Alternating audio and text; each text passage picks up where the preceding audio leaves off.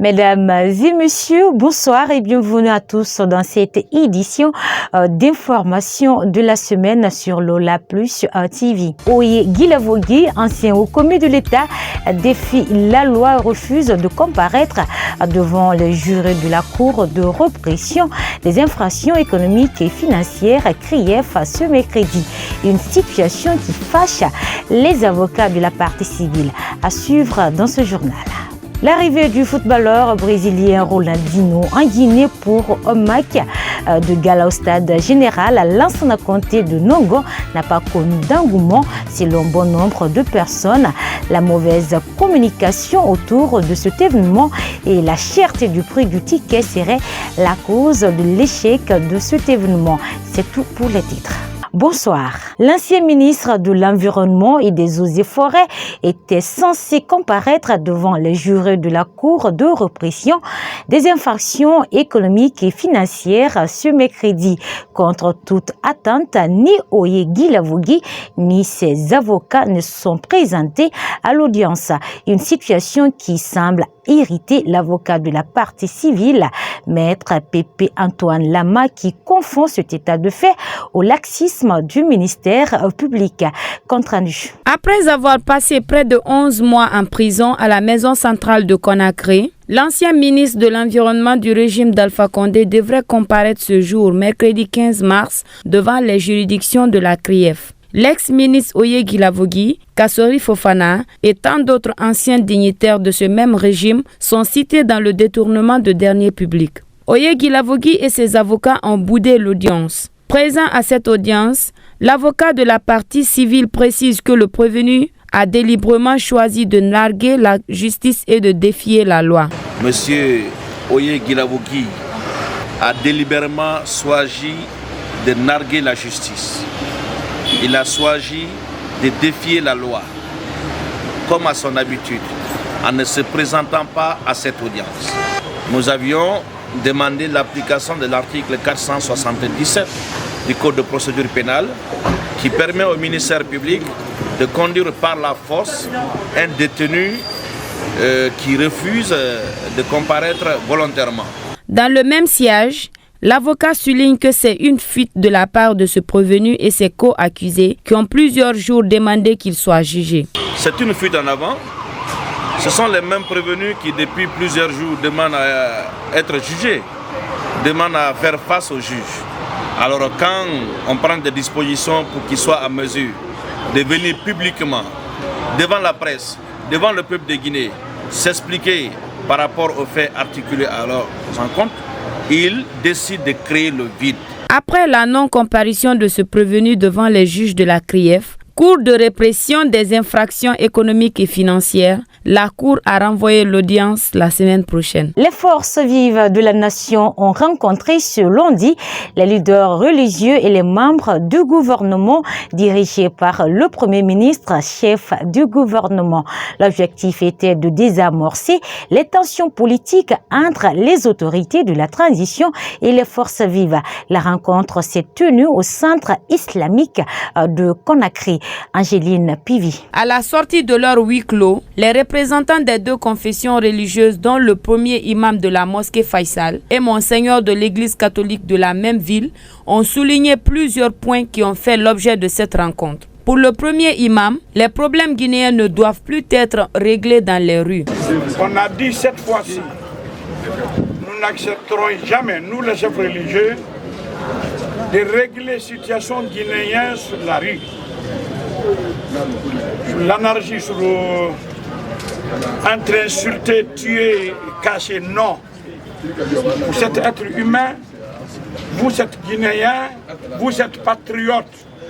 Si on ne pratique pas même parti politique, mais nous vivons dans la même patrie, nous devons être patriotes.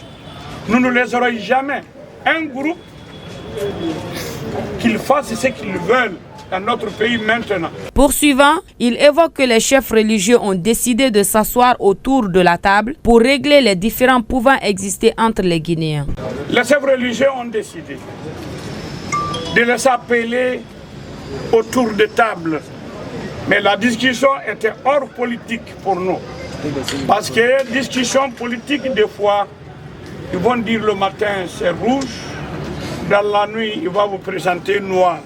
Nous avons donné notre engagement aux deux côtés pour qu'il reste derrière la vérité.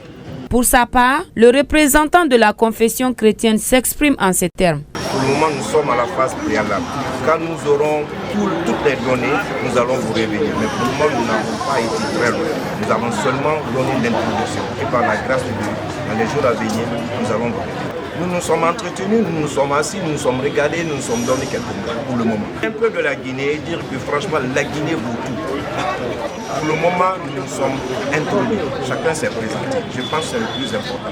Les jours à venir, nous allons aller au détail. À rappeler que cette première prise de contact entre ces différents acteurs n'a pas connu un résultat final et les négociations se poursuivent. À travers une déclaration publiée au lendemain de leur rencontre, les forces vives ont annoncé le report de leur manifestation qui était prévue ce mercredi 15 mars au 20 mars.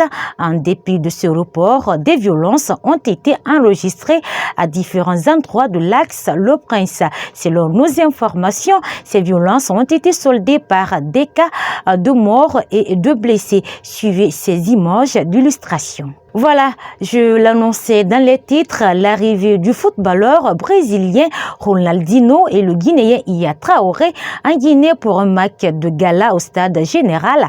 L'ancien comté de Nongo n'a pas connu d'engouement.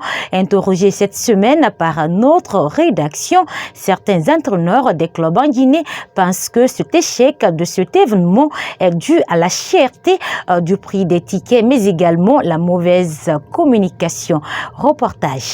Après l'arrivée de l'international footballeur Paul Pogba en juin dernier en Guinée pour un match de gala au stade de Nongo, cette star de football avait fait le plein de ce stade général Lansana Conté. Après une structure de la place a décidé d'inviter l'ancien footballeur brésilien Ronaldinho en République de Guinée dans le même stade pour un match de gala. Ces deux événements ont connu la présence de plusieurs stars venus de partout sur le continent. Mais celui de Ronaldinho semble être moins convaincant aux yeux du public sportif guinéen. Selon un entraîneur d'un club de football guinéen, la non-réussite de cet événement s'explique par la cherté du prix des tickets et la non-communication intense.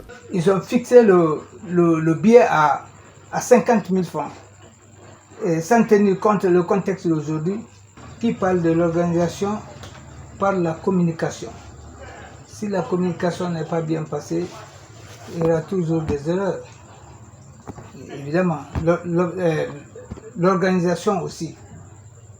Quand tu parles de l'organisation, il faut que tu ressors ici la mobilisation. Se prononçant sur l'état de série nationale de Guinée qui doit affronter l'équipe d'Éthiopie la semaine prochaine dans le cadre des éliminatoires de la CAN 2024 en Côte d'Ivoire, il apprécie la sélection de l'entraîneur national. Moi, je pense qu'aujourd'hui, Kaba Diawara, il a fait la sélection. Et vous savez, l'entraîneur d'une équipe nationale, c'est pas facile. Le métier d'entraîneur, c'est un métier de risque. Aujourd'hui, il a retenu un certain groupe, mais de toute façon, quel que soit peu, les gens vont parler parce qu'ils n'ont pas vu leurs parents là-dedans. Alors qu'il tient compte de certains critères de regrouper les joueurs au niveau national. C'est très difficile parce qu'il y a la performance. Oui, il est bon, il peut venir, mais si le joueur est performant et qu'il est indiscipliné, il ne peut pas le prendre. Un autre entraîneur d'un club guinéen fait une étude comparative sur l'arrivée des deux stars du football mondial. Pour lui, le prix des tickets d'entrée pour l'arrivée de Ronaldinho était très cher. Le prix du ticket, compte tenu de la situation économique de la Guinée, vous n'êtes pas sans savoir que ça ne va pas économiquement en Guinée. Donc moi, c'est le prix des tickets qui était exorbitant ce jour-là. C'est pourquoi il n'y a pas eu la motivation de la jeunesse guinéenne. Comparativement à celui de Paul Pogba, il souligne que non seulement Paul Pogba est un Guinéen, mais aussi le prix des tickets était abordable. Paul Pogba, bien qu'il joue pour la France, mais tout le monde sait qu'il est guinéen d'origine. Et puis à part de cela, l'aspect que je viens de toucher, l'aspect économique aussi a joué, parce que vous n'êtes pas sans savoir que le prix du ticket lors de la venue de Paul Pogba n'était pas comparable à celui de Ronaldinho. Donc moi je considère cela comme étant un aspect négatif par rapport à la jeunesse guinéenne, parce que ça ne va pas dans ce pays actuellement. Bien qu'il y ait eu des manquements dans l'organisation d'un de ces événements, il faut retenir que le public sportif guinéen a connu le passage de 2 stars internationales dans le football mondial. Mesdames et messieurs, c'est la fin de ce journal de la semaine. Un grand merci à vous de l'avoir suivi. Merci également à Mangué Camara pour la réalisation. Allez, au revoir et prenez soin de vous.